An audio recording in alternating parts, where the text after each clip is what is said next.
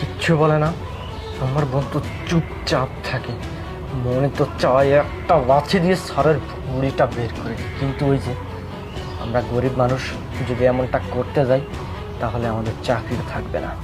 Madam please আপনি কিছু একটা করেন ম্যাডাম, নাহলে আমাকে আর আমার বোনকে এই কোম্পানিটা ছেড়ে দিতে হবে। কি শুধু কি ভিডিও দেখলেই হবে? আমাদের নিজস্ব তত্ত্বাবধানে তৈরি হলুদ মরিচের গুঁড়ো নিতে আজই যোগাযোগ করুন কৃষক বাড়িতে। সবই বুঝলাম, কিন্তু তুই আমাকে ডিরেক্টলি কথাটা না বলে এভাবে কেন বললি?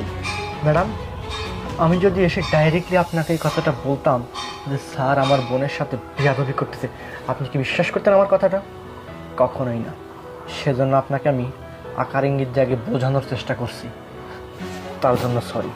ম্যাডাম প্লিজ আপনি কিছু একটা করেন। ঠিক আছে, ব্যাপারটা আমি দেখতেছি, তবে তুই এসব কথার কাউকে বলিস না।